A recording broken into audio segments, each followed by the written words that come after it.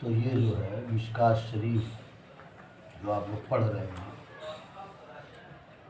حدیث کی کتابوں میں اس کی بڑی اہمیت ہے، اور جتنے درس نظامیہ کے مدارس ہیں تو دورے سے پہلے یہ کتاب پڑھائی جاتی ہے ہر جگہ۔ اب اس کتاب میں کیا خاص بات ہے؟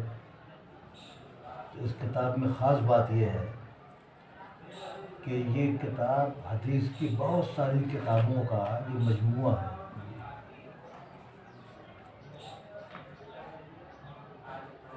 اور سیاہ ستہ کی روایتیں اس میں ہیں۔ سیاہ ستہ کے علاوہ اور دوسری کتابوں سے بھی جو اس کے جامع ہیں، مؤلف ہیں، انہوں نے جمع کیا ہے۔ امام بخاری مشکوٰۃ کے مؤلف نے اسی لیے اس میں 3 فصل قائم کی ہے۔ پہلی فصل میں صحیحین کی روایتیں، دوسری فصل میں صحیحین کے علاوہ اور دوسری جو سیاہ ستہ کی کتابیں ہیں ان کی روایتیں، اور تیسری فصل میں انہوں نے اضافہ کیا ہے اس باب کی اور دوسری روایتیں جو کسی کتاب میں تھی اس سے کیا ہے۔ اب اس کتاب میں اور حدیث کی دوسری کتابوں میں ایک بنیادی فرق ہے۔ حدیث کی جب دوسری کتابیں آپ پڑھیں گے تو ان دوسری کتابوں میں آپ کو ہر حدیث ملے گی پوری سند کے ساتھ۔ مثال کے طور پر بخاری شریف میں کوئی بھی حدیث آئے گی تو امام بخاری رحمۃ اللہ علیہ اپنے استاد سے لے کر اللہ کے رسول صلی اللہ علیہ وسلم تک کی سند بیان کریں گے۔ میں نے فلاں سے سنا، فلاں نے فلاں سے سنا، فلاں نے فلاں سے سنا، فلاں نے فلاں سے سنا، اور پھر فلاں نے فلاں صحابی سے سنا، اور صحابی نے اللہ کے رسول صلی اللہ علیہ وسلم سے سنا، آپ نے یہ فرمایا۔ ایسے ہی مسلم شریف میں ہے، ایسے ہی ترمذی شریف میں ہے، ابو داؤد شریف میں ہے، نسائی شریف میں ہے، ابن ماجہ شریف میں ہے، یہی انداز۔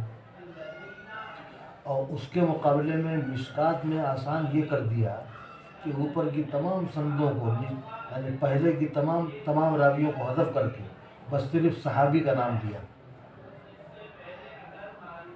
ہر جگہ صحابی سے روایت، عن انس ان رسول اللہ صلی اللہ علیہ وسلم قال، عن شقیق عن حذیفہ قال کنا عند عمر، ایک یہاں بڑھا دیا۔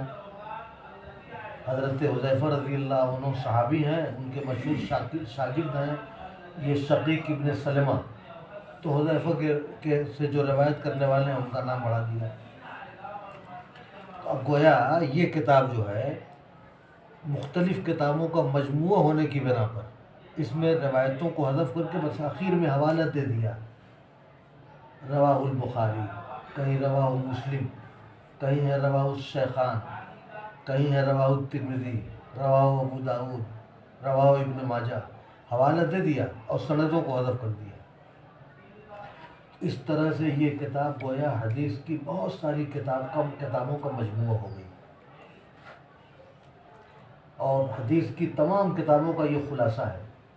اس لیے جو لڑکے سمجھ کر مشکوٰۃ شریف پڑھ لیتے ہیں تو اوپر کی کتابیں پڑھنا ان کے لیے، حدیث کی بڑی کتابیں پڑھنا بہت آسان ہو جاتا ہے۔ اسی بنا پر اس کتاب کی بڑی اہمیت ہے۔ اب حدیث کی کتابوں میں خاص طور پر دور حدیث میں اہتمام ہوتا ہے بخاری شریف پڑھانے کا، مسلم شریف اور ترمذی شریف ان کتابوں کا بڑا اہتمام ہوتا ہے، ابو داؤد شریف کا۔ تو بخاری اور مسلم جو ہے وہ تو یہ سمجھیے کہ حدیث کی تمام کتابوں میں ان دونوں کتابوں کا درجہ سب سے اونچا ہے۔ اسی لیے کہا جاتا ہے صحیح بخاری اور صحیح مسلم، اس لیے کہ ان دونوں اماموں نے، امام بخاری اور امام مسلم نے اس بات کا التزام کیا ہے کہ اپنی کتاب میں وہ صحیح حدیث لائیں گے۔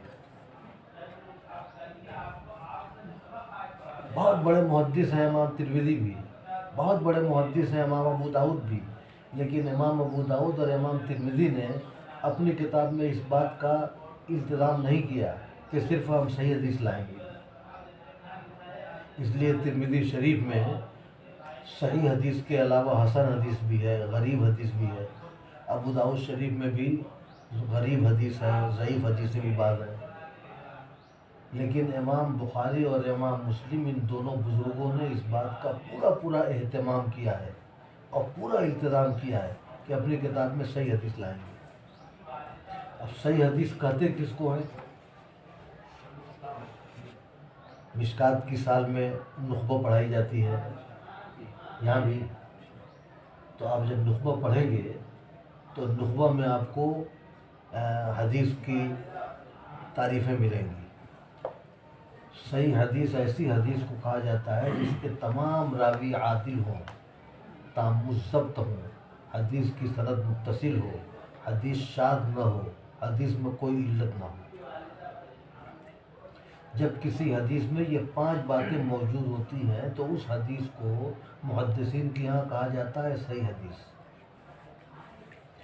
صحیح حدیثیں بخاری مسلم میں بھی ہیں اور صحیح احادیث ترمذی ابو داؤد میں بھی ہیں، نسائی میں بھی ہیں.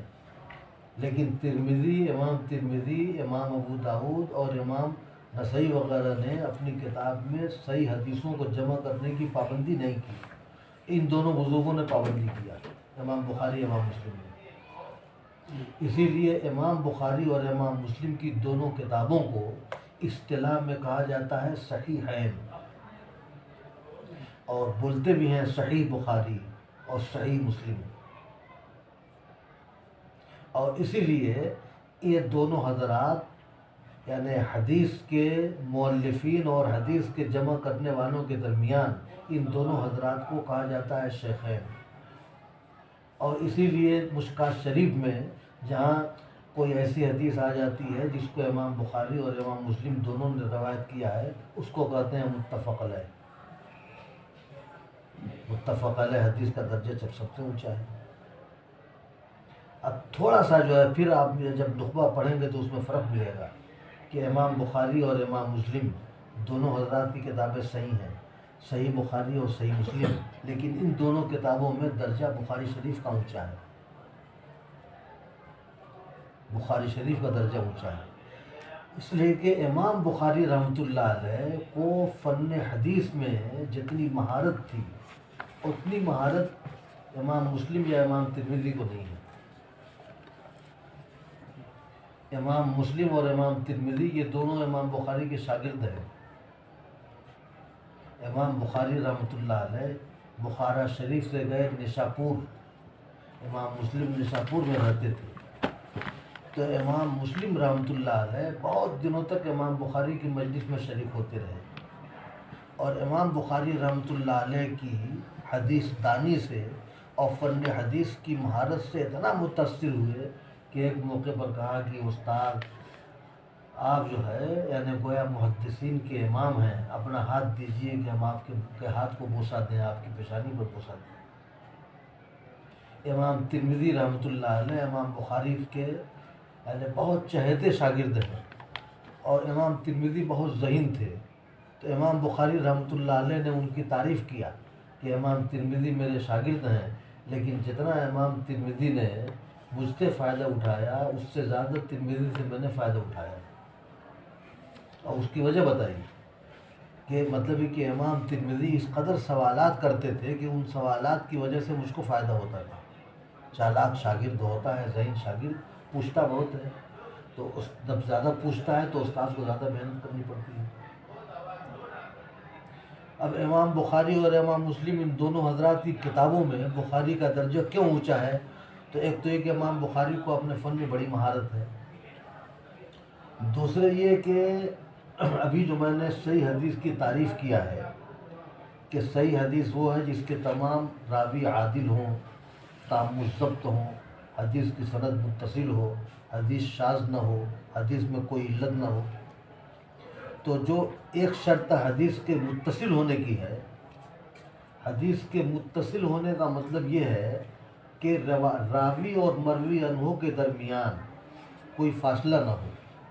یعنی راوی مروی عنہ سے براہ راست سنے اور پوری حدیث میں یہ کیفیت باقی رہے تو ایسی روایت کو کہا جائے گا متصل۔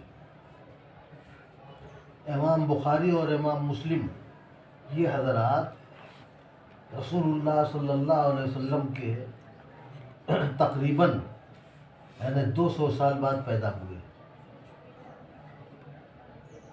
امام بخاری 196 ہجری میں پیدا ہوئے، امام مسلم 204 میں پیدا ہوئے۔ اب ظاہر ہے کہ امام بخاری 2ری صدی کے اخیر میں پیدا ہوئے، امام مسلم 3ری صدی کے شروع میں پیدا ہوئے۔ اب ظاہر ہے کہ پیدا ہونے کے 10 سال 12 سال 15 سال کے بعد علم حاصل کرنے کا زمانہ ہوتا ہے،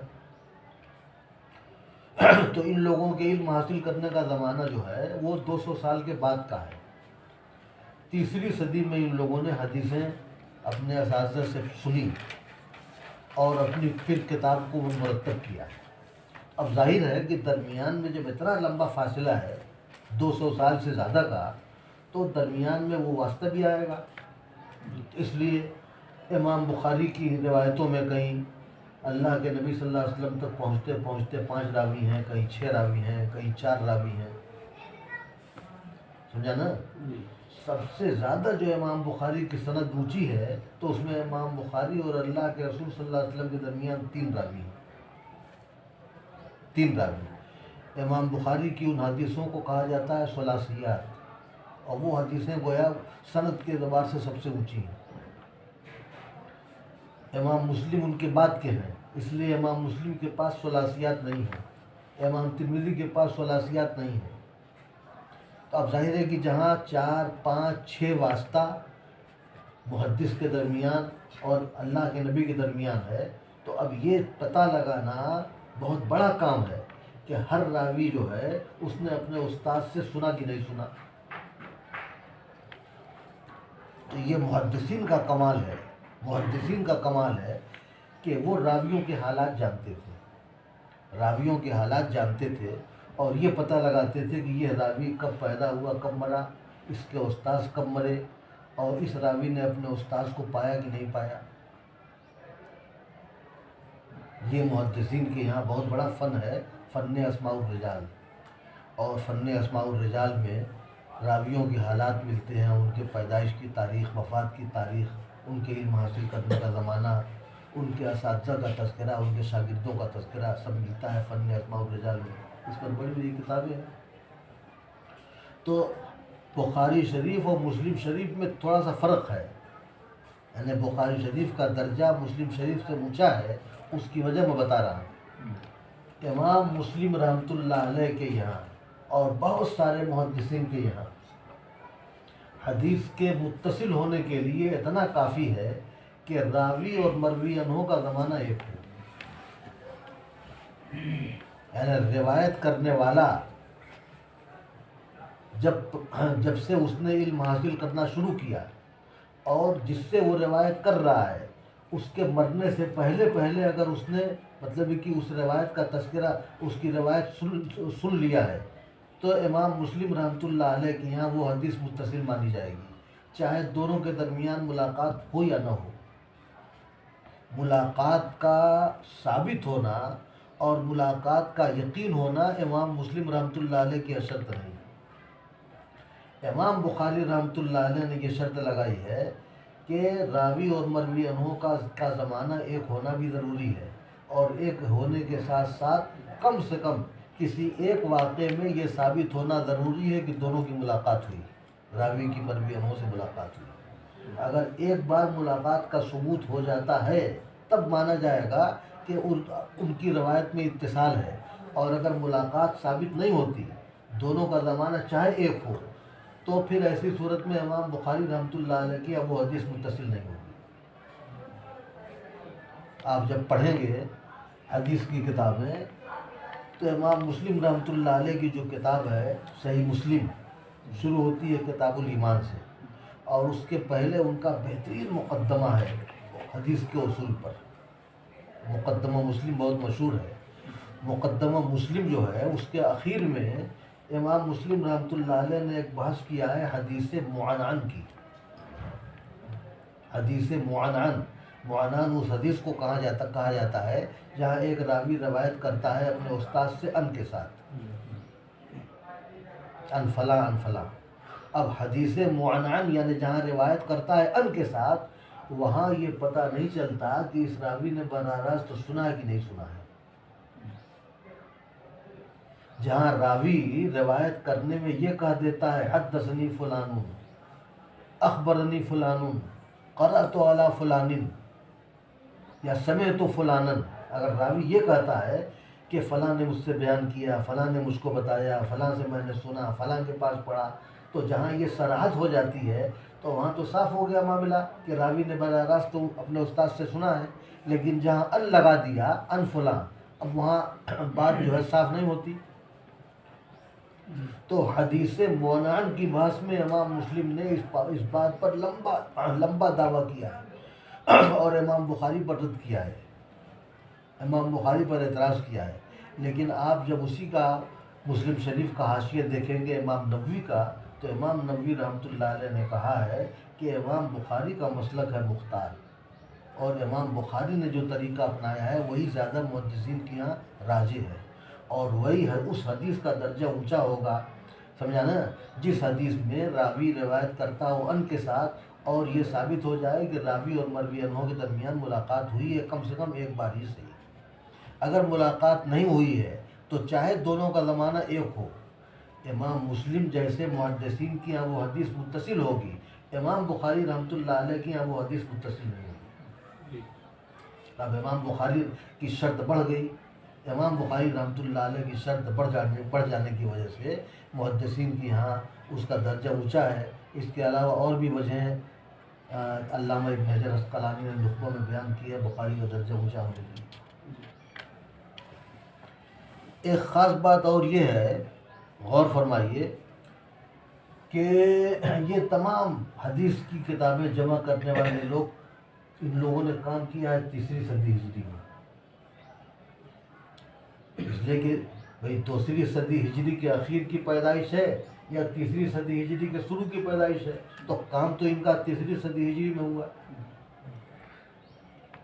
لیکن ایسا نہیں ہے کہ ان لوگوں سے پہلے یہ کام نہ ہوا،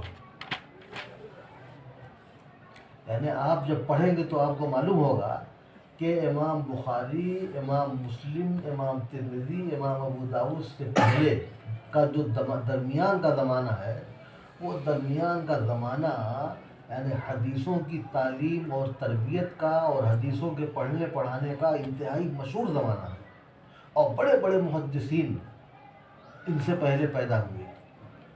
اب ان لوگوں نے بخاری شریف اور مسلم شریف جیسی کتابیں نہیں لکھی، اس لیے کہ ابھی وہ حالات نہیں تھے، اس لیے وہ امام بخاری اور امام مسلم کی طرح مشہور نہیں ہوئے، لیکن وہ محدثین اپنے فن کے بڑے اونچے لوگ ہیں۔ جیسے بڑے مشہور محدث ہیں امام زہری، علامہ ابن شہاب زہری، بخاری شریف اور مسلم شریف کا کوئی صفحہ ان سے خالی نہیں ان کے نام سے۔ بہت مشہور محدث ہے شعبہ، اسی طرح سے بڑے مشہور محدث ہیں، یعنی مطلب کہ کیا نام ہے، عبداللہ ابن زبیر کے چھوٹے بھائی، کیا نام ان کا ہے ابھی آ جائے گا۔ تو اس طرح کے ایک دو نہیں بلکہ سینکڑوں لوگ ہیں جنہوں نے حدیث کی خدمت کیا۔ بہت بڑے محدث ہیں اعمش، بہت بڑے محدث ہیں مسروق، جن کا اس روایت میں نام آیا ہے جو روایت آپ نے پڑھی ہے۔ تو گویا پچھلے زمانے میں کام لگاتار ہوتا رہا، اور ان لوگوں کے زمانے میں کام اب اس حد تک پہنچ گیا کہ ان حضرات نے گویا اللہ کے رسول صلی اللہ علیہ وسلم کی حدیثوں کو انتہائی یعنی مطلب ہے کہ مرتب انداز میں جمع کر دیا۔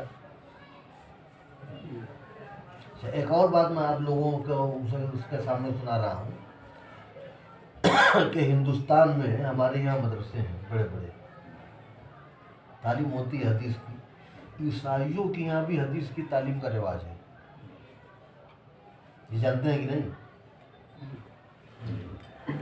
اور 400 سال 500 سال سے 4-5 صدیوں سے امریکہ میں، آپ کے برطانیہ میں، جرمنی میں، فرانس میں ایسے ادارے ہیں جہاں مستشرقین یعنی یہودی عیسائی حدیثیں پڑھتے ہیں پڑھاتے ہیں، سمجھ رہے ہیں؟ 400-500 سال سے وہاں یہ ایک شعبہ ہے۔ ہندوستان میں بہت بعد میں علی گڑھ میں ایک شعبہ قائم ہوا، کیا نام ہے، اسلامک اسٹڈیز کے نام سے، علی گڑھ یونیورسٹی میں۔ علی گڑھ یونیورسٹی بنی ہے 1920 میں، تو اس کے بعد یہ شعبہ وہاں قائم ہوا۔ اب وہ شعبہ جامعہ ملیہ میں بھی قائم ہو گیا ہے اسلامک اسٹڈیز کے نام سے، حیدرآباد میں بھی قائم ہے، پورا شعبہ ہے۔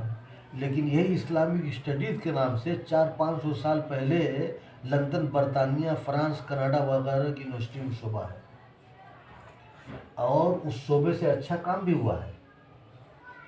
میرے خیال میں آپ کے یہاں لائبریری میں ہو سکتا ہے کتاب ہو، ہمارے یہاں ہے، بہت جگہ ہے کتاب، ایک المعجم المفہرس لالفاظ الحدیث، 8 جلدوں میں، المعجم المفہرس لالفاظ الحدیث، یعنی حدیث کا کوئی ایک لفظ آپ کو یاد ہو تو آپ تلاش کیجئے گا تو اس حدیث میں مل جائے گا، اس لفظ کے حوالے سے حدیث مل جائے گی کہ یہ حدیث ترمذی میں ہے، بخاری میں ہے، مسلم میں ہے، ابو داؤد میں ہے۔ ایک لفظ آپ کو یاد ہو تو اس لفظ کے حوالے سے وہ حدیث آپ تلاش کر لیں گے۔ المعجم المفہرس لالفاظ الحدیث، جیسے ہمارے علماء کی کنز العمال وغیرہ ہے۔ اب وہ جو المعجم المفہرس ہے بہترین کتاب ہے، 8 جلدوں میں، اور 3 عیسائیوں نے وہ کام کیا ہے، کسی مسلمان نے نہیں کیا ہے،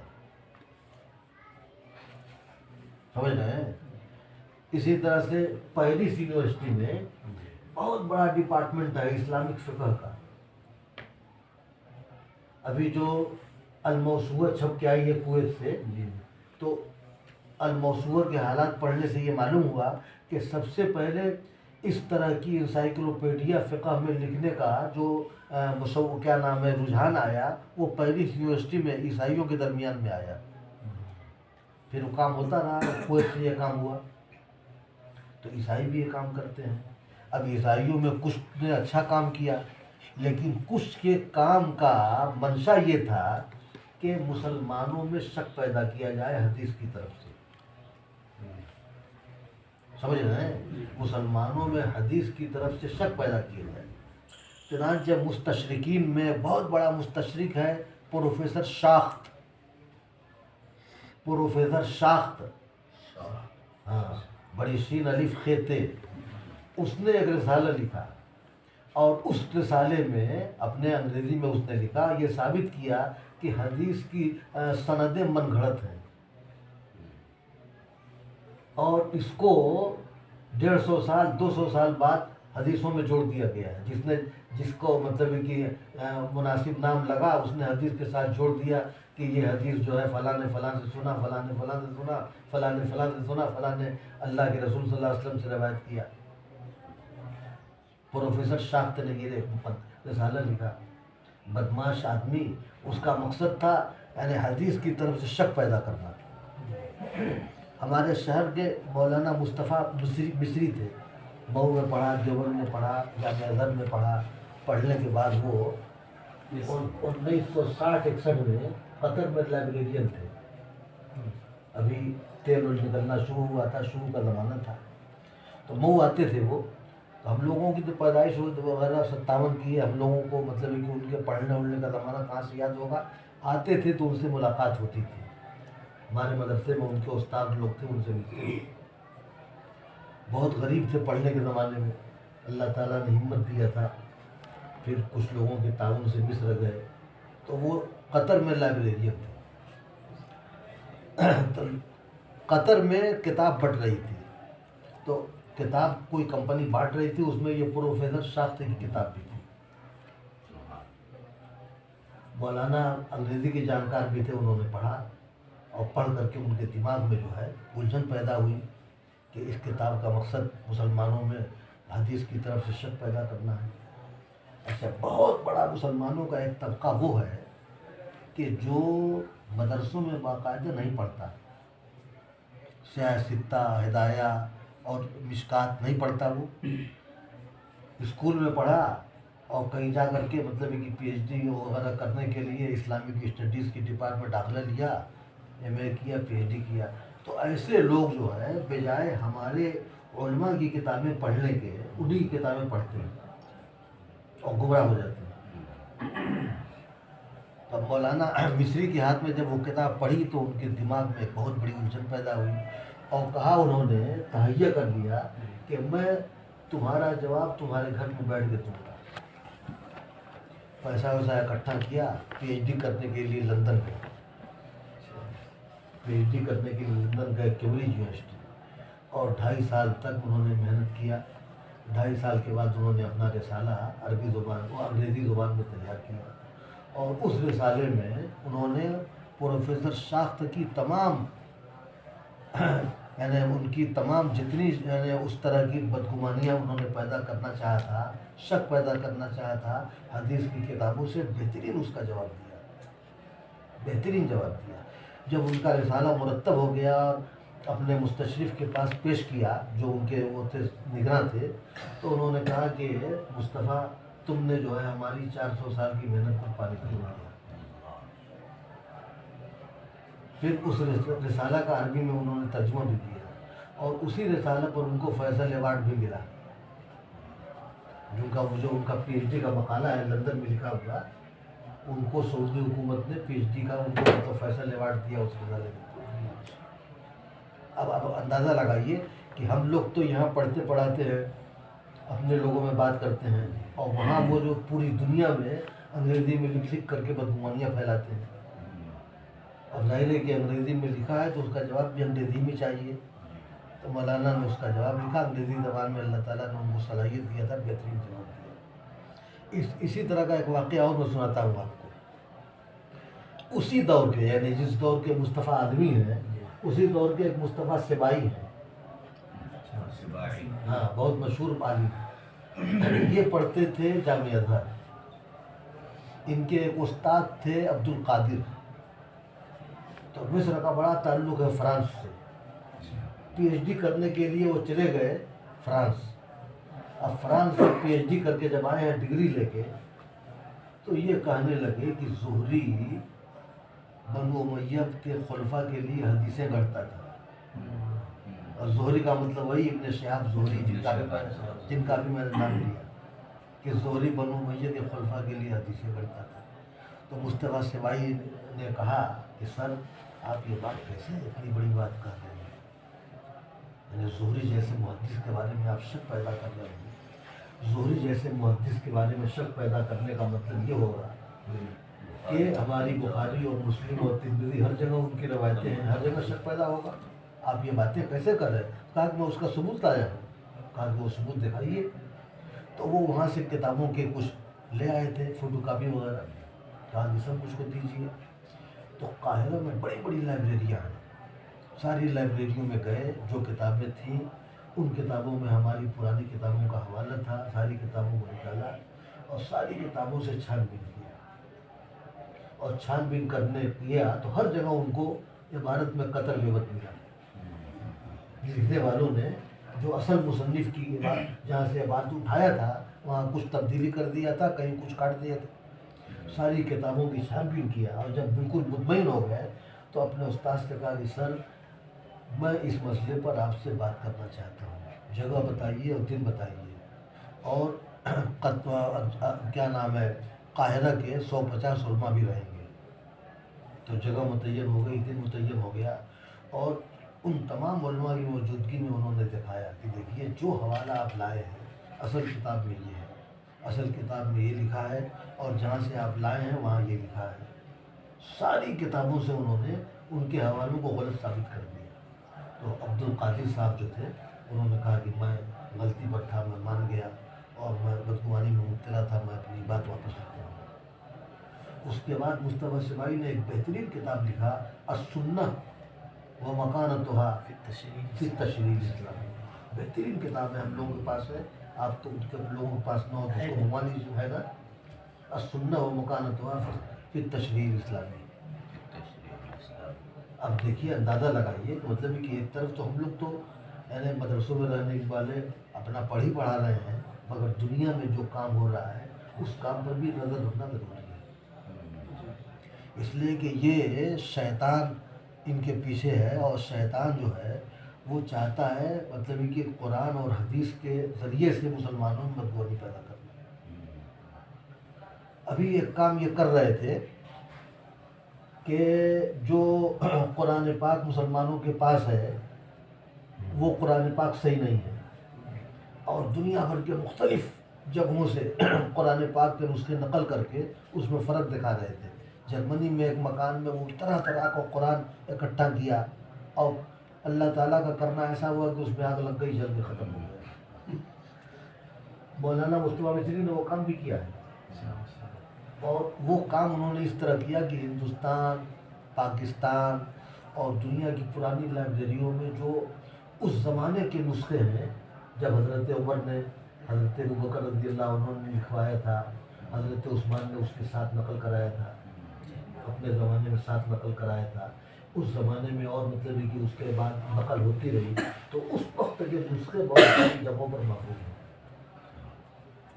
قرآن پاک کے نسخے محفوظ ہیں۔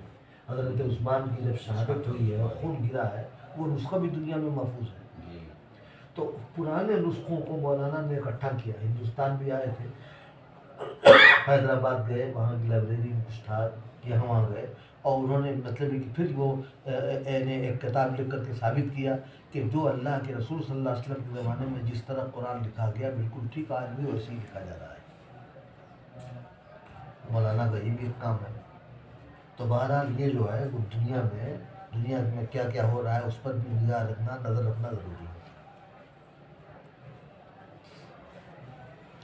اور ایک آخری بات یہ اس سے متعلق کہ یہ جو محدثین ہیں، جتنے بڑے محدثین ہیں، آپ پتہ لگائیے سیاستہ کے سارے مؤلفین، ان میں عرب میں رہنے والا کوئی نہیں ہے، سب جو ہے خراسان ایران کے علاقے کے ہیں، اجمی۔ نسل کے اعتبار سے امام مسلم جو ہے نسلاً عربی ہیں، مگر یہ بھی پیدا ہوئے ہیں نیشاپور میں، نیشاپور ایران کا شہر ہے۔ امام بخاری پیدا ہوئے بخارا میں، بخارا میں ان کی قبر بھی ہے، بخارا کے قریب میں۔ امام ترمذی پیدا ہوئے ترمذ میں ان کی قبر بھی ہے، اور ترمذ اور بخارا جانتے ہیں کہاں ہے؟ ازبکستان میں، اس وقت تو ازبکستان میں ہے۔ امام ابو داؤد کا شہر سجستان ہے، وہ بھی ازبکستانی کے آس پاس ہے۔ امام نسائی کا شہر نسا ہے، وہ بھی اسی علاقے میں ہے۔ ابن ماجہ کا شہر قزوین ہے، قزوین بھی اسی علاقے میں ہے۔ تو یہ پورا علاقہ جو ہے، یہ پورا علاقہ اس زمانے کے ایران کا علاقہ ہے۔ اللہ کے رسول صلی اللہ علیہ وسلم کے زمانے میں فارس کسریٰ کی جو حکومت تھی اس کا دائرہ بہت وسیع ہے۔ تو یہ تمام کے تمام محدثین اسی پرانے فارس کے رہنے والے ہیں، اور نسلاً امام مسلم کو چھوڑ کر کے سب اجمی ہیں، سب اجمی ہیں، عربی کوئی نہیں ہے۔ اس علاقے میں عربی بولی جاتی تھی الگ بات ہے، مگر عربی کو نسل کا کوئی نہیں۔ اللہ تعالیٰ نے ان لوگوں سے اتنا بڑا کام کیا۔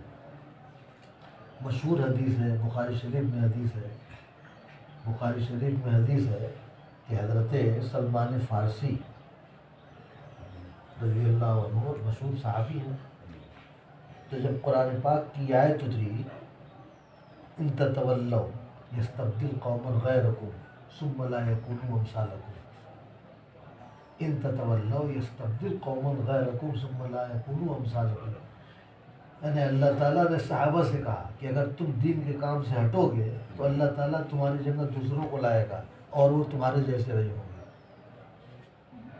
اس لیے کہ اللہ تبارک تعالیٰ جہاں رحمان ہے، رحیم ہے، رؤوف ہے، اللہ تبارک تعالیٰ صمد ہیں، بے نیاز بھی، تو اللہ تعالیٰ نے اپنی بے نیازی کا اظہار کیا کہ اللہ تعالیٰ اپنے دین کے معاملے میں تمہارا محتاج نہیں ہے، تم اللہ کے محتاج ہو، اللہ کے دین کے محتاج ہو۔ اس لیے اگر تم جو ہے اس سے ہٹو گے تو اللہ تمہاری جگہ دوسروں کو لائے گا اور وہ تمہارے جیسے نہیں ہوں گے۔ تو جب یہ آیت اتری ہے تو حضرت حذیفہ رضی اللہ عنہ اور دوسرے صحابہ نے رسول اللہ صلی اللہ علیہ وسلم سے پوچھا، من ہم یا رسول اللہ، من ہم یا رسول اللہ، اللہ کے رسول وہ کون لوگ ہوں گے، اللہ کے رسول وہ کون لوگ ہوں گے۔ تو ایک آدھ بار تو حضور نے جواب نہیں دیا، لیکن جب کئی بار پوچھا تو آپ نے جواب دیا کہ وہ سلمان فارسی اور ان کی قوم کے لوگ، سلمان فارسی اور ان کی قوم کے لوگ، اور اسی موقع کی وہ حدیث ہے لو کان العلم عند الثریا لتناولہ رجال منهم، یہ بخاری شریف کی روایت ہے، لو کان العلم عند الثریا لتناولہ رجال منهم، اگر علم ثریا کے پاس بھی ہوگا تو ان کی قوم کے کچھ لوگ ہوں گے جو وہاں سے بھی اتار لے آئیں گے، یہ بخاری شریف کی روایت ہے۔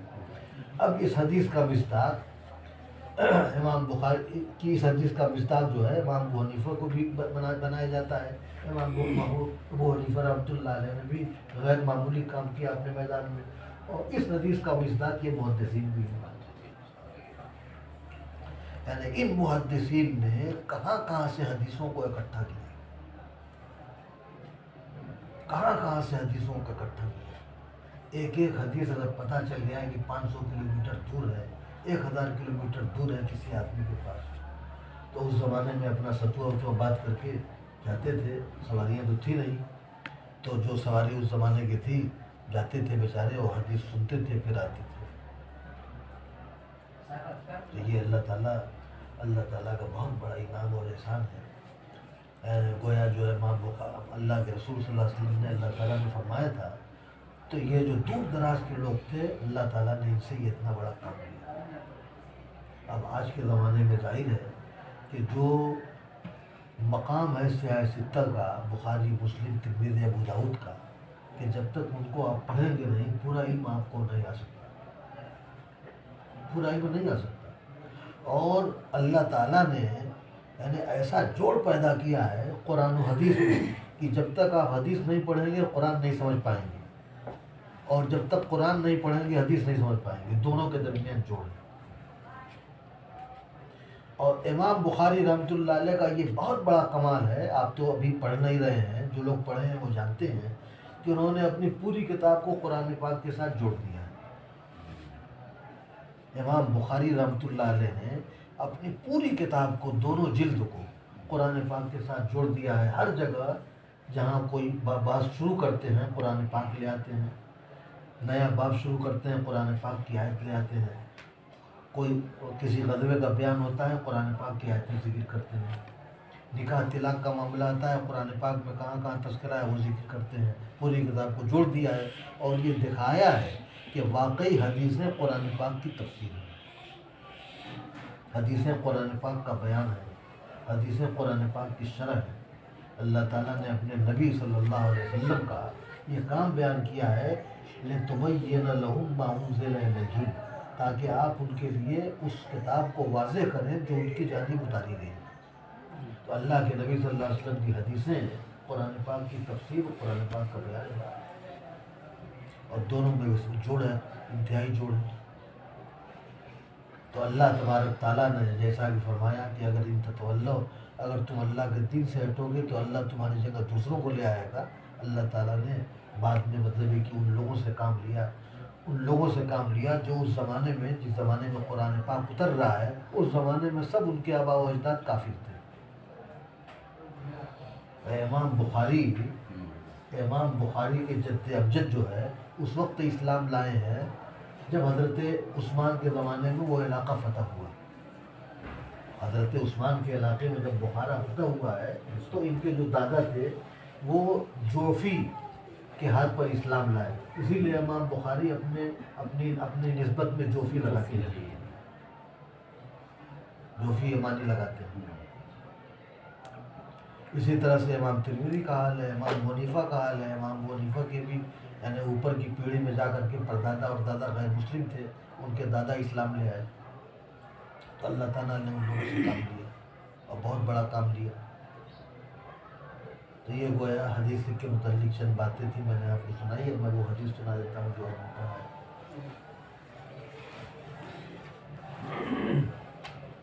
الفصل الثالث عن شقيق عن حذيفة رضي الله عنه قال كنا عند عمر فقال أيكم يحفظ حديث رسول الله صلى الله عليه وسلم في الفتنة فقلت أنا أحفظه كما قال هات إنك لجري وكيف قال قلت سمعت رسول الله صلى الله عليه وسلم يقول فتنة الرجل في أهله وماله ونفسه وولده وجاره يكفره الصيام والصلاة والصدقة والأمر بالمعروف والنهي عن المنكر.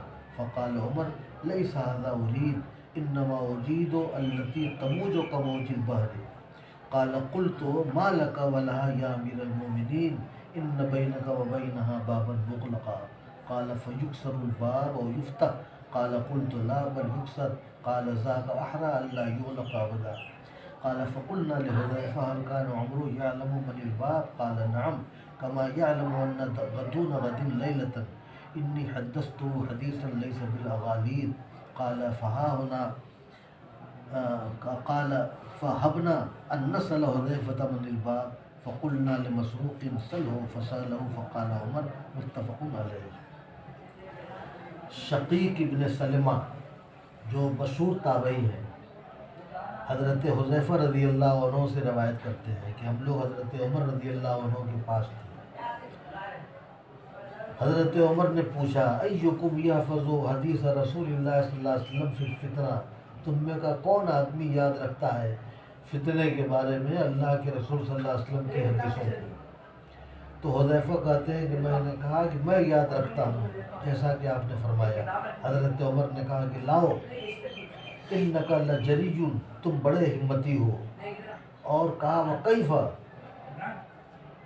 فتنے کی حدیثیں کیسے ہیں؟ تو کہا کہ میں نے بتایا کہ میں نے رسول اللہ صلی اللہ علیہ وسلم کو یہ ارشاد فرماتے ہوئے سنا کہ آدمی کا فتنہ، آدمی کی آزمائش اس کے اہل میں ہوتی ہے، اس کے مال میں ہوتی ہے، اس کی جان میں ہوتی ہے، اولاد میں ہوتی ہے اور پڑوسی میں ہوتی ہے. ان راستوں سے اس کو آزمایا جاتا ہے اور کبھی کبھی وہ غلطی کر بیٹھتا ہے. یکفرہ الصیام والصلاۃ والصدقہ، لیکن جو غلطی کرتا ہے، گناہ کرتا ہے، اس گناہ کے لیے کفارہ بن جاتے ہیں روزے اور نماز اور صدقہ اور امر بالمعروف اور نہی عن المنکر. یہ نیک کام ان گناہوں کو مٹا دیتے ہیں. تو حضرت عمر رضی اللہ عنہ نے فرمایا کہ لیس ھذا ارید، میں جو پوچھنا چاہتا ہوں فتنے کی حدیث، تو میرے پوچھنے کا مقصد یہ فتنہ نہیں ہے. انما اريد التي تموج كموج البحر، میں تو پوچھنا چاہتا ہوں ان فتنوں کو جو سمندر کی موجوں کی طرح سے جوش ماریں گے، سمندر کی موجوں کی طرح سے جوش ماریں گے. قال، حضرت حذیفہ نے کہا ما لک ولھا یا امیر المومنین، امیر المومنین آپ کو ان فتنوں سے کیا کہا؟ آپ کو ان فتنوں سے کیا کہا؟ من بینک وبینھا باب مغلق، آپ کے درمیان اور ان فتنوں کے درمیان تو ایک بند دروازہ ہے. ان فتنوں میں تو آپ کو مبتلا ہونا نہیں ہے. حضرت عمر نے بتایا، پوچھا کہ بتاؤ کہ وہ دروازہ توڑا جائے گا کہ کھولا جائے گا فتنے کا دروازہ؟ تو میں نے کہا نہیں، بلکہ توڑا جائے گا. تو حضرت عمر نے فرمایا کہ ذالک احری الا یغلق ابدا، تب تو یہ زیادہ لائق ہے اس بات کے کہ وہ دروازہ فتنے کا کبھی بند نہ ہو. فتنہ کا دروازہ کھل گیا تو پھر امت میں فتنہ ہی فتنہ رہے گا. قال فقلنا لحذیفہ، ہم نے حضرت حذیفہ رضی اللہ عنہ سے کہا کہ هل کان عمر یعلم من الباب، کیا عمر بھی جانتے تھے کہ فتنے کا دروازہ کون ہے، جس کے جانے کے بعد فتنے کا دروازہ کھل جائے گا؟ تو حضرت حذیفہ نے کہا ہاں، حضرت عمر جانتے تھے، اس طرح یقین کے ساتھ جانتے تھے جیسے یہ جانتے تھے کہ آج دن کے بعد رات آئے گی، رات کے بعد دن آئے گا، دن کے بعد رات آئے گی. اسی طرح یقین کے ساتھ جانتے تھے کہ فتنے کا دروازہ کون ہے. پھر حضرت حذیفہ نے یہ حدیث بیان کرنے کے بعد کہا کہ انی حدثت حدیثا لیس بالاغالید، میں نے ایسی حدیث بیان کی ہے جو کوئی فرضی نہیں ہے اور کہانی نہیں ہے، بلکہ ایک حقیقی واقعہ ہے جو اللہ کے رسول سے ہم نے سنا ہے. قال فہمنا ان نسأل حذیفہ من الباب، پھر ہم نے ارادہ کیا کہ ہم حذیفہ سے پوچھیں کہ وہ فتنے کا دروازہ کون ہے. تو ہم تو ہمت نہیں پڑی، ہم ڈر گئے. ہابا یہابو ہیبتن، ہم ڈر گئے کہ حضرت حذیفہ رضی اللہ عنہ سے یہ سوال کریں کہ فتنے کا دروازہ کون ہے. تو ہم نے مسروق سے کہا، مسروق حضرت حذیفہ کے مقرب تھے، مسروق سے کہا کہ ذرا ان سے پوچھئے تو حضرت مسروق نے حذیفہ سے پوچھا کہ فتنے کا دروازہ جس کے جانے کے بعد فتنہ کھل جائے گا وہ کون ہے؟ تو کہا کہ وہ عمر ہے، حضرت عمر۔ تو حضرت عمر رضی اللہ عنہ جن فتنوں کے بارے میں پوچھنا چاہتے ہیں، اللہ کے نبی صلی اللہ علیہ وسلم نے ان فتنوں کی پیشن گوئی کیا تھا۔ بخاری اور مسلم میں روایت ہے کہ ایک رات آپ سو کے اٹھے تو طبیعت پر آپ کے بڑا اثر تھا، اور آپ نے کہا کہ اس طرح سے فتنے مدینے میں برسائے گئے جیسے آسمان سے بارش کے قطرات برستے ہیں۔ اور پھر آپ نے لوگوں کو ہدایت کیا، لوگوں کو بڑی ہدایت کیا کہ دیکھو جب وہ فتنے آ جائیں تو ان فتنوں کے زمانے میں ہلکا چلنے والا دوڑنے والے سے بہتر ہے، اور بیٹھنے والا چلنے والے سے بہتر ہے، اور اپنے گھر میں رہنے والا باہر بیٹھنے والوں سے بہتر ہے۔ یعنی آپ نے اس بات کی گویا تاکید کیا کہ جہاں تک ہو سکے اس سے دور رہو، جہاں تک ہو سکے دور رہو۔ اور آپ یہ دعا کرتے تھے، ترمذی شریف میں آپ کی یہ دعا ہے، اللہم اذا اردت بعبادک فتنة فاقبضنی غیر مفتون۔ ترمذی شریف میں آپ کی یہ دعا ہے، اللہم اذا اردت بعبادک فتنة فاقبضنی غیر مفتون۔ آپ جانتے تھے کہ فتنے آئیں گے تو دعا کرتے تھے کہ میرے پروردگار جب آپ اپنے بندوں کے ساتھ فتنے کا ارادہ کریں تو اس سے پہلے مجھ کو اٹھا لیجیے۔ اللہ کے رسول صلی اللہ علیہ وسلم اٹھا لیے۔ حضرت ابوبکر کا زمانہ آیا جو 2.5 سال کا زمانہ، وہ زمانہ بھی فتنوں سے حفاظت کا تھا۔ حضرت عمر کا زمانہ آیا، اللہ تعالیٰ نے حضرت عمر رضی اللہ عنہ کو بہت بیدار مغزی عطا کیا تھا، تو اللہ تعالیٰ نے ان میں بڑی خوبیاں اکٹھی کی۔ اور حدیث شریف میں جہاں اللہ کے نبی صلی اللہ علیہ وسلم نے حضرت عمر کے فضائل بیان کیے ہیں تو وہاں یہ فضیلت بیان کیا ہے کہ جس دروازے سے عمر جاتا ہے شیطان آتا رہتا ہے تو راستہ بدل جاتا ہے۔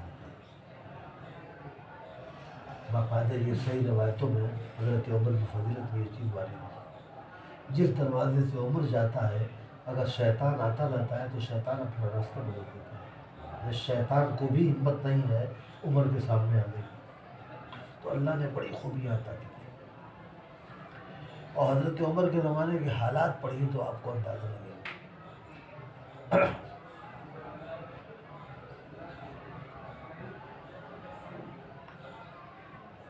فتوحات جب ہوئی ہیں تو مدینے میں بے تحاشا دولت آئی، بے تحاشا دولت آئی، چاروں طرف سے سونا آ رہا ہے، چاندی آ رہی ہے، درہم دینار آ رہے ہیں، طرح طرح کے مطلب کہ مال غنیمت آ رہے ہیں۔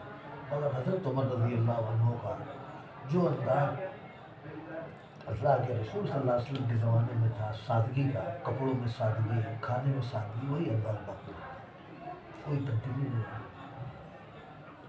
لوگوں نے کہا کہ دور دور سے لوگ آتے ہیں، آپ مسلمانوں کے امیر ہیں، آپ کو دیکھتے ہیں، تھوڑا سا اپنی زندگی کا اسٹینڈرڈ بڑھا دیجیے۔ تو حضرت عمر نے حضرت حفصہ سے پوچھا اپنی بیٹی سے، بتاؤ حضور صلی اللہ علیہ وسلم کہ کھانے کا اور رہنے سہنے کا کیا طریقہ ہے؟ تو حضرت حفصہ نے بتایا کہ ایک دفعہ میں نے جس بستر پر آپ سوتے تھے اس کو دوہرا کر دیا۔ تو دوسرے دن آپ نے کہا کہ حفصہ تم نے ایسا کیوں کیا؟ رات میں مجھے میری نیند دیر میں کھلی، جیسا میرا بستر تھا اسی طرح کا۔ حضرت حفصہ رضی اللہ عنہ پوچھا، اور پھر جو حضور کا حال تھا اسی طرح سے رہے ہو۔ مسجد نبوی میں چھت نہیں تھی، بہت معمولی چھت تھی، بارش ہوتی تھی پانی ٹپکتا تھا، دھوپ آتی تھی۔ حضرت عمر نے کہا کہ تھوڑا سا اس کی اتنی اصلاح کر دو کہ بارش کا پانی نہ آئے، دھوپ نہ آئے، لیکن میری مسجد کو، اللہ کے رسول کی مسجد کو لال پیلی بنا، جو سادگی ہے اسی طرح باقی۔ سب پہلے غنیمت کا بے تحاشا مال آیا اور لوگوں کے لیے بڑے بڑے وظیفے متعین کیے، 3,000 درہم، 4,000 درہم، 3,500 درہم۔ اور آج آپ اندازہ لگائیے تو معلوم ہوگا کہ 1,000 درہم جو ہے وہ 1 لاکھ کے قریب کا ہوگا، اس لیے کہ 500 درہم جو مار فاطمی ہے وہ 1.5 کلو چاندی ہوتی ہے۔ 5 کلو یعنی 500 درہم 1.5 کلو چاندی. اب اگر 70,000 میں چاندی ہے تو 1.5 کلو چاندی ہو گئی 1 لاکھ سے اوپر کی. 1,000 چاندی ہو جائے گی 2 لاکھ کی. 3,000 درہم 4,000 درہم متعین کیا تو اس طرح سے گویا 4 لاکھ 5 لاکھ 4 لاکھ 5 لاکھ لوگوں کو وظیفہ مل رہا ہے. اور جو لوگوں کو غنیمت کا مال مل رہا ہے الگ ہے، جو ان کی اپنی کمائی ہے وہ الگ ہے. تو اس قدر دولت آئی. مگر حضرت عمر کی زندگی میں کوئی فرق نہیں پڑا، کوئی فرق نہیں. وہ بہت مشہور واقعہ ہے نا کہ جب بیت المقدس کے دروازے پر حضرت کیا نام ہے وہ پہنچ گئے، جو اس زمانے میں امیر تھے ابو عبیدہ بن الجراح، تو بیت المقدس کے دروازے پر پہنچے تو وہاں کا جو وہ تھا بادشاہ تھا حاکم، اس نے کہا کہ تم جو ہے اپنے امیر کو بلا دو، اگر ہماری کتابوں میں جو اس کے حالات لکھے ہیں اس کے مطابق ہوں گے تو ہم جنگ نہیں کریں گے، کنجی دے دیں گے بغیر جنگ کے، تم اپنے امیر کو بلائیے. حضرت انہوں نے خط لکھا حضرت عمر کو. حضرت عمر رضی اللہ عنہ چلے مدینہ منورہ سے. ایک ہی اونٹ تھا، وہ تھے ان کا غلام اسلم تھا. تھوڑی دور عمر بیٹھتے، اسلم لگام پکڑتے، تھوڑی دور اسلم بیٹھتے، یہ لگام پکڑ. جب بالکل قریب پہنچ گئے تو حضرت حذیفہ ایک جوڑا کپڑا لے کے آئے اور کہا کہ امیر المومنین آپ کا کپڑا پیبند لگا ہوا ہے، یہ بدل دیجیے. تو بدل تو لیا ان کے کہنے پر، مگر تھوڑی دور جانے کے بعد ان کو یہ اندازہ لگا کہ میرے اندر تبدیلی آ گئی. تو کہا نہیں، میرا وہی کپڑا ہے، وہی کپڑا لیا. اور پھر اپنا وہی پیبند لگا ہوا کپڑا پہن کے بیٹھے. اور جب قریب پہنچے ہیں تو اوپر سے وہ دیکھ رہے تھے، اوپر سے وہ دیکھ رہے تھے عیسائی لوگ کہ مسلمانوں کو امیر آ رہے. جب قریب پہنچے تو عمر کے لگام پکڑنے کی باری تھی. وہ غلام بیٹھا تھا، امیر لگام پکڑ رہا تھا. قریب پہنچے تو دیکھا کپڑے پیبند لگے ہوئے ہیں اور یہ حال ہے. تو جو ان کی کتابوں میں حال لکھا ہوا تھا اللہ کے نبی صلی اللہ علیہ وسلم کا اور آپ کے خلفاء کا، بالکل انہوں نے ویسے ہی پایا. کہا کہ ہم جم کر جیت نہیں سکتے، کنجی دے دیا بیت المقدس کی. اسی علاقے میں اس سے پہلے جو لڑائی ہوئی ہے یرموک کی، جس میں مسلمانوں نے عیسائیوں کی طاقت توڑی، اس کا ذکر بھی بخاری شریف وغیرہ میں ہے. یعنی کس طرح سے عیسائی اجتماعیت کے ساتھ 2 لاکھ عیسائی آئے تھے، مسلمانوں نے مقابلہ کیا. اور عجیب و غریب حال امام بخاری نے بیان کیا ہے اس جنگ کا، یرموک کا، کہ حضرت زبیر ابن عوام اس لڑائی میں تھے. ابو عبیدہ رضی اللہ عنہ نے اپنی بکھری ہوئی فوج کو اکٹھا کیا. 2 لاکھ عیسائی اکٹھا ہو کر کے آئے تھے. بکھری ہوئی فوج کو اکٹھا کیا تو وہ کل 30,000 کے قریب تھی. مدینہ خط لکھا حضرت عمر کو کہ حضرت امیر المومنین ایسا ایسا معاملہ ہے، کچھ تازہ فوج بھیج دیجیے. 1,000 فوج مدینہ سے اور بھیج دی. تو جہاں 32,000 تھی 1,000 اس میں اضافہ ہو گیا. اب جب لڑائی ہوئی ہے تو شروع میں جو ہے مسلمان پسپا ہوئے. عورتیں بھی اس زمانے میں ساتھ رہتی تھیں. انہوں نے خیمے ہونے کا جو بانس تھا وہ لے کر کے لوگوں سے کہا کہ پیچھے مت آنا ورنہ ہم لوگ ماریں گے تم کو. پھر تیاری ہوئی اور دوسرے دن جب مسلمانوں نے تیاری کیا تو حضرت زبیر سے کچھ لوگوں نے کہا کہ آپ حملہ کیجیے، ہم آپ کا ساتھ دیں گے. تو زبیر ابن عوام نے کہا کہ تم ہمارا ساتھ نہیں دے پاؤ گے، جھوٹے ثابت ہو جاؤ.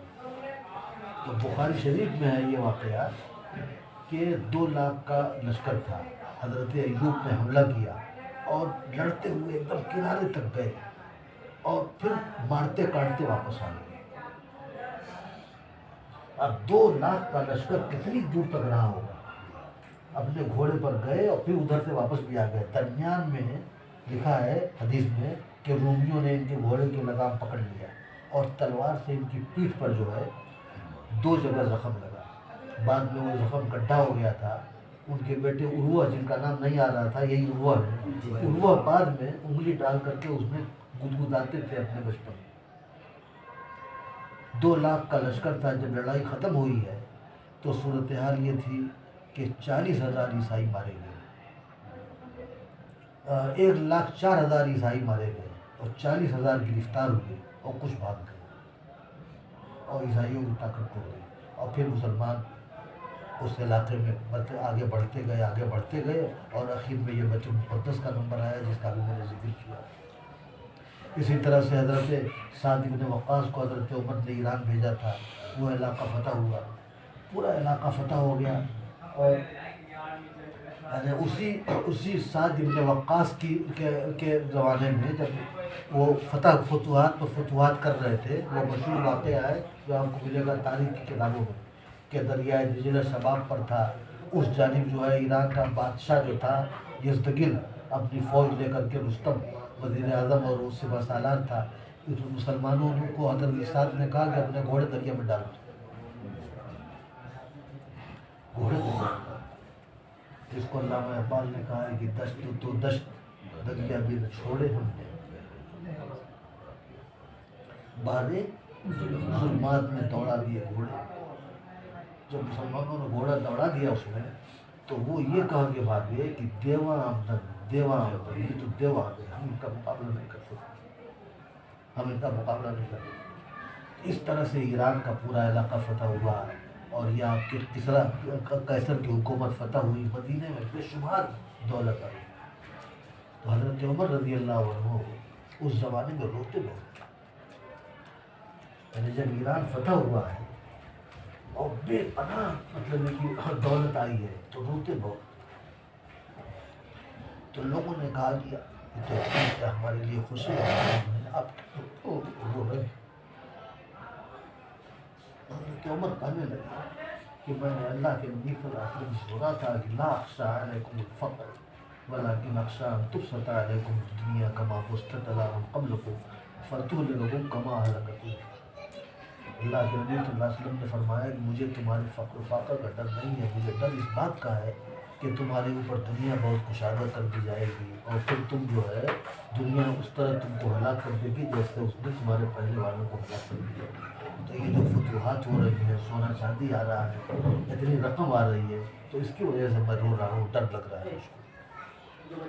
اب آپ اندازہ لگائیے کہ اتنا مطلب کہ جلیل القدر صحابی، اور ان کو خوف ہے فتنوں کا،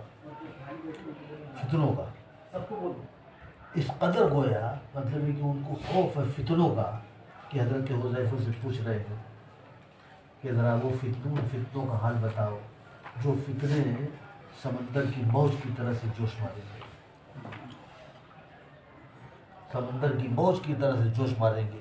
تو حضرت حذیفہ رضی اللہ عنہ نے یہ جواب دیا کہ امیر المومنین، آپ کو کیا خطرہ، آپ کو کیا خوف، آپ کو کیا خوف، آپ کے رہتے ہوئے جو فتنے آئیں گے نہیں،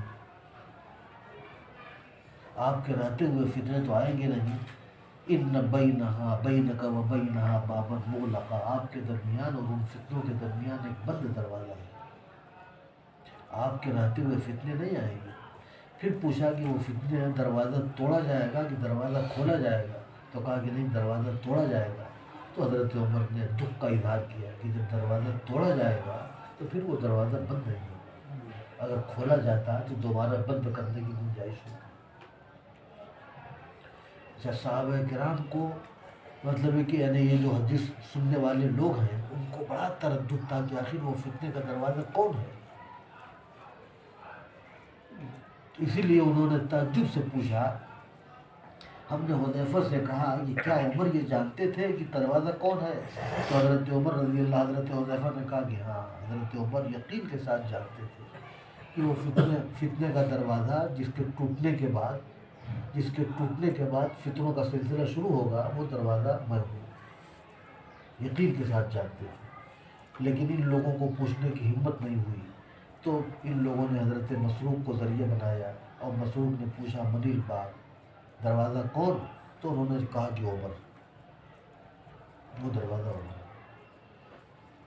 اب ایک طرف تو یہ صورتحال ہے، اب دوسری طرف وہ فتنے جب آئے ہیں تو آپ ذرا ان فتنوں کا حال دیکھیے کیا ہوا، کیا کیا ہوا۔ حضرت عمر دنیا سے چلے گئے، حضرت عثمان متفق علیہ مسلمانوں کے امیر ہو گئے، خلیفہ ہو گئے، اور حضرت عثمان رضی اللہ عنہ میں بہت زیادہ شرافت تھی، سدھائی تھی۔ حضرت عمر رضی اللہ عنہ کی خوبی یہ تھی کہ جیسے ہی کوئی فتنہ پیدا ہو اس کا وہ سر کچلنا جانتے تھے، اور حضرت عثمان ان کے مقابلے میں سیدھے تھے. جیسے بالکل جو ہے فرق ہے حضرت موسیٰ حضرت ہارون میں، وہی فرق تھا حضرت عثمان میں اور حضرت عمر میں. حضرت موسیٰ حضرت ہارون میں فرق ہے نا. حضرت موسیٰ علیہ السلام گئے طور پر، اور وہ جو سامری تھا اس نے زیور کا بچڑا بنایا، اور زیور کا بچڑا بنانے کے بعد کہا، ہاں ہلو ہلو، وعلیکم السلام، جی جی، ہاں اللہ کا فضل ہے، آج ہماری ٹرین ہے، آج ٹرین ہے شام کو. ہاں ہاں ہاں، انا للہ و انا الیہ راجعون، ہے نا. ہاں ہاں ہاں، اچھا اچھا، ہاں وہ تو خبر لگی ہے، بولے اندر صاحب کے بہن کی. جی جی جی، اچھا، ہاں ہاں، اوہ اوہ، اچھا اچھا، جی جی ٹھیک ہے. حضرت موسیٰ علیہ السلام کا واقعہ بڑا مشہور ہے کہ وہ سامری نے بنایا اور کہا کہ موسیٰ گئے ہیں ملنے کے لیے، ان کا خدا تو یہی تھا. اب اس کے بعد لوگوں نے پوجا شروع کر دیا. حضرت ہارون جو ہے علیہ السلام نے یعنی اس معاملے کو روکنے میں بہت زیادہ اس لیے مخالفت نہیں کیا کہ ان کو ڈر تھا کہ لوگ دو حصوں میں بڑھ جائیں گے. موسیٰ علیہ السلام تشریف لائے، اللہ تعالیٰ نے ان کو پہلے سے بتا دیا تھا، بہت غصے میں، بہت غصے میں. اور حضرت ہارون کی داڑھی پکڑ لیا کہ تم نے کیوں، مطلب ہے کہ ان لوگوں کو ایسا کرنے دیا، روکا کیوں نہیں. کہا کہ دیکھو ایسا کر کے دشمنوں کو ہنسنے کا موقع مت دو. میں نے اس لیے نہیں کیا کہ مطلب ہے کہ پھوٹ پڑ جائے گی اور تم کہو گے کہ اختلاف پیدا کر دیا. اور موسیٰ علیہ السلام نے کیا کیا، فوراً کہا کہ میں ابھی اس کو جلاؤں گا، اس کی راکھ کو اڑا دوں گا. اس کو بچڑے کو جلایا، راکھ کو اڑا دیا، معاملہ ختم ہو گیا. حضرت ہارون بھی اگر یہ کام کر دیے ہوتے تو وہی معاملہ ختم ہو جاتا. تو حضرت عمر کا یہ مزاج تھا کہ فتنہ پیدا ہوتے ہی کچل دو. ایک دفعہ عبداللہ بن مسعود، اتنے مشہور صحابی، بھولے والے، سیدھے سادھے، جا رہے تھے، ان کے پیچھے پیچھے ان کے دو چار شاگرد چل رہے تھے. کہا کہ یہ کیا ہے، پیچھے پیچھے کیوں ان کو چلا رہے ہو، آئندہ دیکھا تو کوڑے لگاؤں گا. عبداللہ بن مسعود سے کہا کہ آئندہ اگر یہ ایسا دیکھ لیا تو کوڑے لگاؤں گا. کیوں، مطلب ہے کہ اپنی ناموری اور اپنی شہرت کے لیے ایسا کر رہے ہو. تو فتنوں کو مطلب ہے کہ پالنا ان کو نہیں جانتے تھے، فتنہ فوراً ختم کرو. اب حضرت عثمان سیدھے پڑ گئے. عثمان کے زمانے، حضرت عثمان کے زمانے میں وہ مشہور آدمی ہے عبداللہ ابن سبا یہودی، جو پہلے سے تاج میں تھا.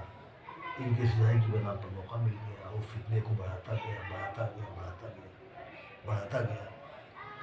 اب حضرت عثمان سے لوگوں نے کہا، صحابہ نے، انصار نے اور مہاجرین نے، کہ اجازت ہم کو آپ دیجیے، یہ جو فتین اکٹھا ہیں، گھرے ہوئے ہیں، ہم ان کو مار بھگائیں گے. تو یہ حضرت عثمان ہی کی سزائی تھی. کہتے تھے کہ میں نہیں چاہتا کہ میری وجہ سے کسی کا خون بہے، لیکن مارنے میں جان جائے گی، میں نہیں جانتا کہ میری وجہ سے کسی کا خون بہے. اللہ کے رسول صلی اللہ علیہ وسلم سے میں نے سنا ہے کہ ایک قریشی کی جو نوجوان کی وجہ سے یہاں خونریزی ہوگی، تو میں نہیں چاہتا کہ میں وہ بنوں. اب حضرت عثمان رضی اللہ عنہ کی جو انہوں نے روک دیا تو کون آدمی ان سے مقابلہ کر رہا. بھائی امیر حکم دیتا تو لوگ ان کو مار بھگاتے. اسی میں معاملہ بڑھتا گیا، معاملہ بڑھتا گیا، شہید کر دی گئی. اور حضرت عثمان کی شہادت جو ہے وہ اتنا بڑا فتنہ تھی کہ اس کی وجہ سے پھر فتنے پر فتنے پیدا ہوئے. یعنی کتنا معاملہ بگڑا. سب سے پہلے تو حضرت عائشہ اس وقت حج میں تھی، یہ سب 36-37 ہجری کی بات ہے. حضرت عائشہ حج میں گئی تھی. ان کو یہ خبر لگی کہ مدینہ میں علی بھی موجود تھے، حسن حسین بھی موجود تھے، عثمان کو شہید کر دیا گیا. اب ان کے دماغ میں کہیں سے یہ بات آ گئی کہ یہ لوگ بھی شامل ہیں، یہ لوگ بھی شامل ہیں. سمجھا نا. انہوں نے کہا کہ میں عثمان کی قریبی ہوں، عثمان کے خون کا بدلہ لینا چاہتی ہوں. بڑے بڑے صحابہ ام المومنین ہونے کی وجہ سے صحابہ ان کے ساتھ ہو گئے، حضرت زبیر، حضرت سعد اور دوسرے صحابہ. اب ظاہر ہے کہ حضرت علی کو جب خبر لگی تو حضرت علی جو ہے وہ امیر المومنین تھے اور खलीफा बरहक थे, उन्होंने इस फितने को दबाने के लिए उधर का इरादा किया और फिर दुश्मनों ने आपस में जंग कराया और हमारे जो हीरो थे, हीरो हज़रत ज़ुबैर उसी मौके पर शहीद हो गए। ज़ुबैर इब्न अव्वाम, जिन्होंने बड़ा कारनामा अंजाम दिया था बदर में, बड़ा कारनामा अंजाम दिया था अभी जो मैंने ग़ज़वा जिक्र किया है ग़ज़वा यरमूक, वो शहीद हो गए। ज़ुबैर हज़रत सफिया के बेटे हैं, हज़रत सफिया के बेटे, सबसे पहली तलवार इन्होंने उठाई थी इस्लाम में। हाँ जी जी, ये शहीद हो गए। और इसी तरह से आपके क्या नाम है मशहूर सहाबी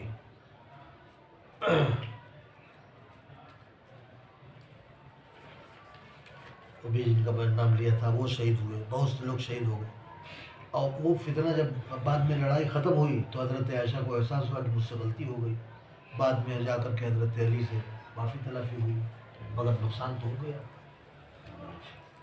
हज़रत आयशा ऊँट पर बैठी थी, इसीलिए नाम उसका जंग जबल पड़ा। हज़रत अली ने हुक्म दिया कि जब तक मतलब आयशा जो है लोगों की निगाहों के सामने रहेगी, मामला फिरो नहीं होगा, ऊँट का जाके पैर काटो। ऊँट का पैर काटने में 40 आदमी शहीद हो गए। ऊँट का पैर काटने में 40 आदमी शहीद हो गए। जब ऊँट का पैर कटा, हज़रत आयशा लोगों की निगाह से ओझल हुई, तब जाकर के जंग बंद हुई। एक तरफ ये मामला ठंडा हुआ, दूसरी तरफ उधर अमीर मुआविया जो है शाम में तैयार हो गए।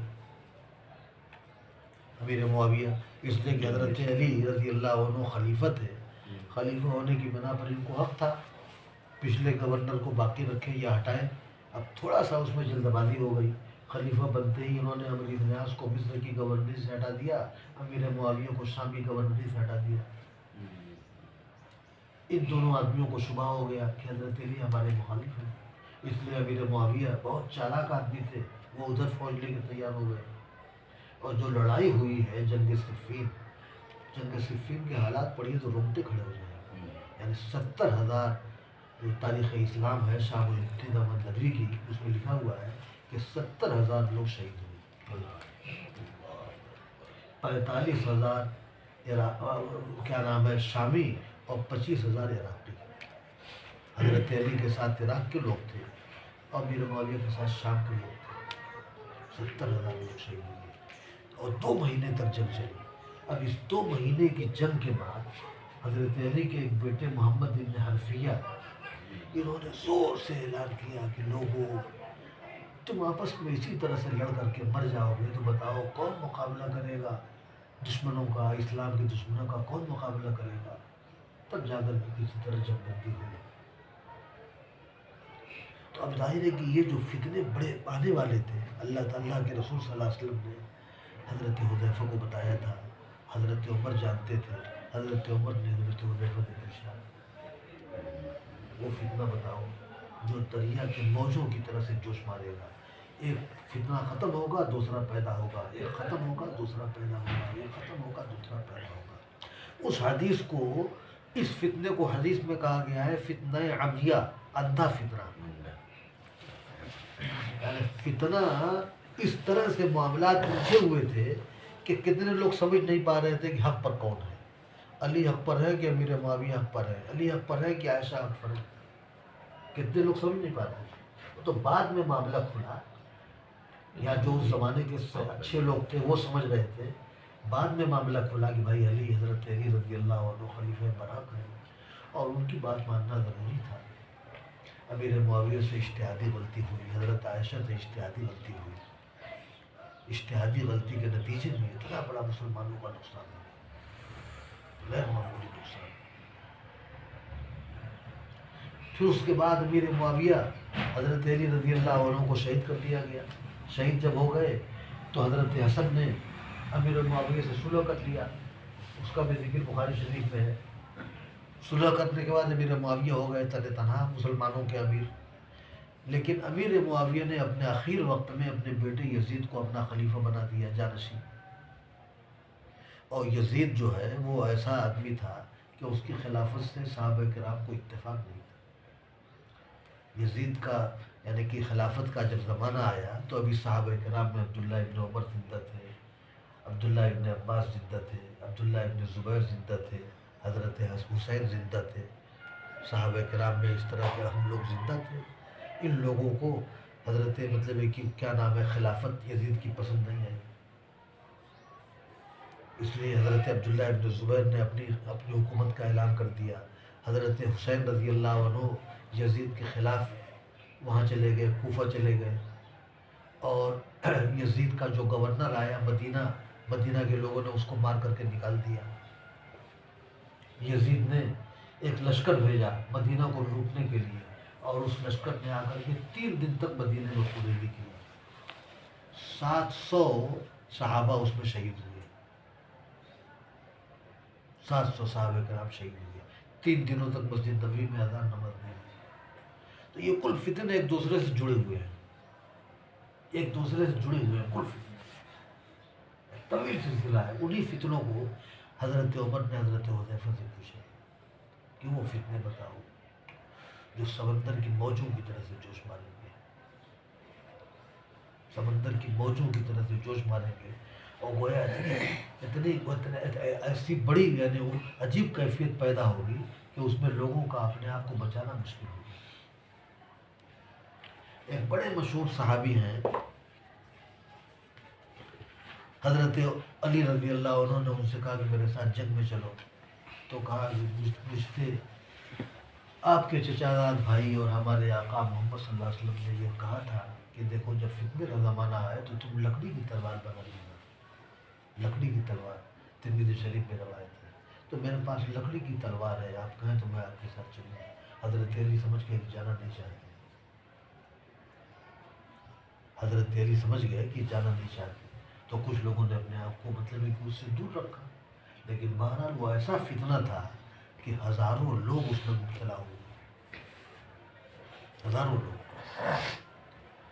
حضرت عمر رضی اللہ عنہ کو ان فتنوں کا بہت خوف تھا، بہت خوف تھا ان فتنوں کا، اس لیے حضرت حذیفہ رضی اللہ عنہ سے پوچھ رہے، جانتے بھی تھے کہ میں اس فتنے کے لیے گویا ایک طرح سے آڑ ہوں، مگر پھر بھی ان کو خطرہ تو تھا کہ بھائی مسلمانوں میں فتنہ آئے گا اور مسلمان ان فتنوں میں مبتلا ہوں گے۔ اللہ کے رسول صلی اللہ علیہ وسلم کا شہر مدینہ منورہ میں رہتے تھے، اور یہ دعا کرتے تھے، اللہم انی اسألک شہادۃ فی سبیلک و موتا فی بلد حبیبک، یہ دعا کرتے تھے، اللہم انی اسألک شہادۃ فی سبیلک و موتا فی بلد حبیبک، کہ اللہ میں آپ سے مانگتا ہوں آپ کے راستے کی شہادت اور آپ کے حبیب کے شہر میں۔ پھر کہتے تھے وَأَنَّا لَكَ هَذَا يَا عمر، عمر تم کو یہ چیز کہاں ملے گی، وَأَنَّا لَكَ هَذَا يَا عمر، مگر اللہ تعالیٰ نے ان کی دعا قبول کیا اور دونوں چیزوں کو ملی، دونوں چیز ملی، شہید بھی ہوئے اور مدینے میں موت بھی ہوئی۔ جب ان کو نماز پڑھا رہے تھے فجر کی، مشہور واقعہ ہے، اور ان کو زخمی کیا گیا، اٹھا کر کے لوگ لے گئے، دودھ پلایا گیا، دودھ باہر نکل گیا۔ اب اس زمانے میں آج کی طرح سے آپریشن کا، آنتوں کو سلنے کا کوئی طریقہ رائج نہیں تھا، تو لوگوں نے سمجھ لیا کہ اب بچے گے نہیں، اس لیے پیٹ میں کوئی چیز تھمے گی نہیں، تو کھلائے پلایا جاتا تھا، باہر نکل جاتا تھا۔ اس موقع پر حضرت عمر گھبرائے نہیں، حضرت عمر نے اپنا حضرت عبداللہ ابن عباس سے کہا کہ ذرا جاؤ پتہ لگاؤ، جاؤ پتہ لگاؤ کہ لوگوں کا میرے بارے میں کیا چرچا ہے۔ تو حضرت عبداللہ ابن عباس گئے، جگہ جگہ لوگ اکٹھا تھے، جگہ جگہ لوگ اکٹھا تھے، رو رہے تھے، غم کا اظہار کر رہے تھے۔ آ کر کے حضرت عمر سے کہا کہ امیر المومنین، لوگوں کو بہت تکلیف ہے اور لوگ رو رہے ہیں، بہت صدمہ ہے۔ حضرت عمر نے کہا کہ اللہ کا فضل ہے کہ لوگ مجھ سے بھر گئے۔ پھر اپنے بیٹے عبداللہ ابن عمر سے کہا کہ جاؤ اور ام المومنین حضرت عائشہ سے کہنا کہ عمر اپنے دونوں ساتھیوں کے ساتھ دفن ہونا چاہتا۔ تو عبداللہ ابن عمر نے جا کے کہا، تو حضرت عائشہ نے فرمایا کہ وہ جگہ تو میں نے اپنے لیے رکھا تھا، مگر امیر المومنین کی بات ہے، میں دستبردار ہوتی ہوں، اور امیر المومنین کو یہاں دفن کرنے کی میں اجازت دی۔ عبداللہ ابن عمر نے یہ پیغام لے کے آیا، تو حضرت عمر بہت خوش ہوئے، کہا کہ بہت اہم کام تھا، یہ ہو گیا۔ پھر یہ بھی کہا کہ جب میں مر جاؤں اور میرا جنازہ جائے تو جنازہ باہر رکھنا، اور حضرت عائشہ سے ایک بار اور پوچھا جائے کہ وہ اس کے لیے راضی ہے کہ نہیں، ہو سکتا ہے کہ میں زندہ ہوں تو میری وجہ سے انہوں نے کہہ دیا ہو اور ان کے دل میں کوئی وہ ہو۔ تو جب یہ انتقال ہو گیا، جنازہ لے جایا گیا، تو پھر ایک دفعہ حضرت عائشہ سے پوچھا گیا تو انہوں نے کہا کہ میں اپنی بات پر قائم ہوں۔ حضرت عمر کو جب مخالف گئے تھے تو پیچھے سے عبداللہ ابن عباس کا کہنا ہے کہ ایک آدمی نے پیچھے سے آ کر کے میری پیٹھ پر ہاتھ رکھا اور کہا کہ میں جانتا تھا کہ یہ جگہ عمر ہی کے لیے ہے، یہ جگہ عمر ہی کے لیے ہے۔ وہ حضرت علی تھے، حضرت علی تھے۔ حضرت علی نے کہا کہ میں یہ سنتا تھا کہ ہر موقع پر اللہ کے رسول صلی اللہ علیہ وسلم جب اپنا ذکر کرتے تو کہتے کہ عمر اور ابو بکر نے یہ کیا، عمر اور ابو بکر نے میری بات مانا، عمر اور ابو بکر میرے ساتھ تھے۔ تو آپ عمر اور ابو بکر کا اتنا تذکرہ کرتے تھے اپنے نام کے ساتھ کہ میں یہ سمجھ گیا کہ اللہ کے رسول صلی اللہ علیہ وسلم کے ساتھ عمر بھی دفن ہو گئے۔ تو وہ اتنے اللہ کے محبوب بندے تھے، لیکن ان کو بہرحال ان فتنوں کا ڈر تھا۔ اور حضرت حذیفہ رضی اللہ عنہ سے پوچھا، حضرت حذیفہ رضی اللہ عنہ نے جب پہلا فتنہ سنایا تو کہا کہ مجھے ان فتنوں سے میں یہ نہیں پوچھنا چاہتا، بلکہ وہ بڑا فتنہ میں جاننا چاہتا ہوں جو سمندر کی موج کی طرح سے جوش مارے۔ تو حضرت حذیفہ رضی اللہ عنہ نے ان فتنوں کا ذکر کیا۔ یہاں تو روایت مختصر ہے، مسلم شریف میں بڑی مفصل روایت ہے، اور مسلم شریف کی روایت میں ایک لفظ ہے کہ یعنی فتنے اس طرح آئیں گے جیسے چٹائی میں ہوتی ہیں تہ بتہ لکڑیاں، چٹائی میں لکڑیاں تہ بتہ ہوتی ہیں، اسی طرح سے ایک فتنے کے بعد دوسرا فتنہ، دوسرے فتنے کے بعد تیسرا فتنہ، لگاتار فتنے آئیں گے، اور وہ لگاتار فتنے حضرت عمر کی شہادت کے بعد آنا شروع ہو گئے۔ اب آگے ایک حدیث اور ہے، عن انس قال فتح القسطنطنیہ مع قیام الساعہ، قسطنطنیہ کی فتح جو ہے یعنی قیامت کے قیام کے ساتھ ہوگی، یعنی قیامت کے قیام کا مطلب ہے کہ قیامت کے قریب ہوگی خود قسطنطنیہ کی فتح۔ قسطنطنیہ کون ہے، کون شہر؟ استنبول، استنبول ہے۔ قسطنطنیہ استنبول ہے، اس زمانے میں عیسائیوں کا وہ سب سے بڑا مرکز تھا قسطنطنیہ۔ اور آپ کے محمد الفاتح نے اس کو فتح کیا، محمد الفاتح نے فتح کیا، پھر خلافت عثمانیہ قائم ہوئی۔ جب فتح ہو گیا قسطنطنیہ تو اسی کا نام پڑ گیا استنبول۔ استنبول کا مطلب ہے اسلام بول۔ اب اس کے بعد آج تو اس قسطنطنیہ مسلمانوں ہی کے قبضے میں ہے۔ تو یا تو اس حدیث کا مطلب یہ ہے کہ اللہ کے نبی صلی اللہ علیہ وسلم نے گویا اپنے زمانے کے اعتبار سے قیامت کا تذکرہ بہت ساری جگہوں پر کیا ہے، یعنی قیامت گویا آپ کی نبوت کے آپ کے زمانے سے بہت قریب ہے، جیسے قرآن پاک میں کہا گیا اقتربت الساعۃ وانشق القمر، یعنی سورج دو ٹکڑے ہو گیا، قیامت قریب آئے گی۔ آپ نے ارشاد فرمایا کہ یعنی قیامت کا قیام اور مطلب ہے کہ میرا آنا یہ دو انگلیوں کی طرح ہے، تھوڑا بڑا فرق ہے۔ یا تو اس اعتبار سے آپ نے کہا اب آج کے 400 سال 500 سال پہلے قسطنطنیہ فتح ہوا، وہ اللہ کے رسول صلی اللہ علیہ وسلم کے زمانے کے بعد فتح ہوا، قیامت کا قریبی ہے معاملہ۔ یا پھر ایسا بھی ممکن ہے کہ آج استنبول پر مسلمانوں کی حکومت ہے اور حالات دنیا کے بدلتے رہتے ہیں، کبھی حالات بدل جائیں اور پھر چلا جائے قسطنطنیہ عیسائیوں کے قبضے میں، یہودیوں کے قبضے میں، اور پھر مسلمان اس کو حاصل کرنے کے لیے فتح کرنے کے لیے قرب قیامت میں جنگ کریں اور مسلمان اس کو فتح کر لیں، ایسا بھی ہو سکتا ہے۔ آج تو استنبول پر مسلمانوں کا قبضہ ہے نا، طیب اردگان، رجب طیب اردگان وہاں کے حاکم ہیں، اور ماشاء اللہ بہت دیندار آدمی ہے، بہت دیندار آدمی ہے، روزہ نماز کے پابند ہیں، اور اللہ تعالیٰ نے گویا ان کے ذریعے سے ترکی میں بہت سدھار پیدا کیا، بہت سدھار پیدا کیا۔ تو اس وقت تو مسلمانوں کے قبضے میں ہے، لیکن حالات آگے کیا ہوں گے وہ تو ہم جانتے نہیں۔ تو ایسا ممکن ہے کہ قرب قیامت میں پھر دنیا کے سیاسی حالات بدلیں اور یہ ہمارے قبضے سے نکل جائے اور مسلمان اس کو حاصل کرنے کے لیے کوئی بڑی جنگ کریں، یہ بھی ممکن ہے۔ ایک روایت میں حضرت ایسا بھی ہے نا کہ مدینہ کی خرابی اور قسطنطنیہ کی فتح ہاں قیامت سے پہلے ہاں، تو اب مدینہ بھی اس زمانے میں مطلب ہے کہ آج تو اللہ کا فضل ہے کہ مدینہ بہت اچھا ہے، جی مگر اس زمانے میں مکہ مدینہ کے اندر بھی بگاڑ آئے گا، ایک زمانہ قرب قیامت میں ایسا بھی ہوگا۔ یہی پچھلے سفر میں ہاں یہ فصل الثانی ہاں، الفصل الثانی میں وہ خراب و یثرب، جی ہاں یہ ہے عمران و بیت المقدس، خراب و یثرب و خراب و یثرب، خروج الملحمہ و خروج الملحمہ، فتح قسطنطنیہ و فتح قسطنطنیہ، خروج الدجال، یہ ہے۔ تو اس زمانے میں روایتوں میں تذکرہ ہے کہ آخر وقت میں ایک بہت بڑی جنگ ہوگی مسلمانوں اور عیسائیوں کی،